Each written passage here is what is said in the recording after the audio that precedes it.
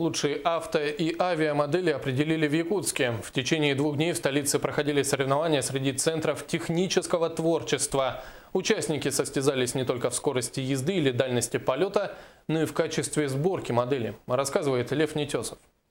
Уже 5-й год проводятся соревнования по автомоделированию. Более 80 участников собрались в Якутске, чтобы попробовать свои силы. Среди участников есть и свои фавориты. Например, вилюйская команда, которая последние несколько лет подряд занимает 1-е место по кордовому моделированию. В позапрошлом году воспитанник Вилюйского центра технического творчества Чипцев Сергей занял в всероссийских соревнованиях по радиоуправляемым автомобилям 4-е почетное место. Но есть и участники, как Артур Николаев из Нюрбы. Он приехал на соревнования впервые, однако с детства интересуется техникой и постепенно начал осваивать моделирование. Мы производим много здесь при переделке машин.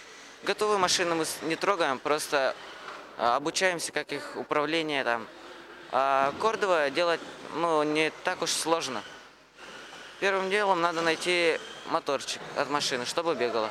На следующий день прошли традиционные соревнования по авиамоделированию. Здесь тоже есть свои особенности. Участники демонстрировали возможности по 3 номинациям. Это на лучший планер, резиномоторный вертолет и резиномоторный самолет. Для примера мы позаимствовали у намской команды резиномоторный самолет. Принцип его работы заключается в резинке, которая закручивается руками или специальным моторчиком. Затем резинка раскручивает лопасть в обратную сторону, что обеспечивает полет продолжительностью в 1 минуту.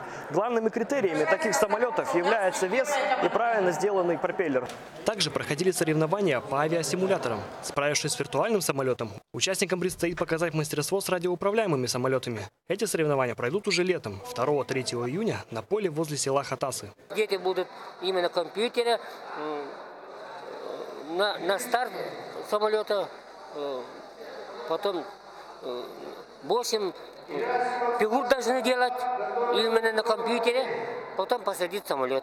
Победители первенства среди центров технического творчества будут отстаивать честь республики на всероссийских соревнованиях по авто- и авиамоделированию.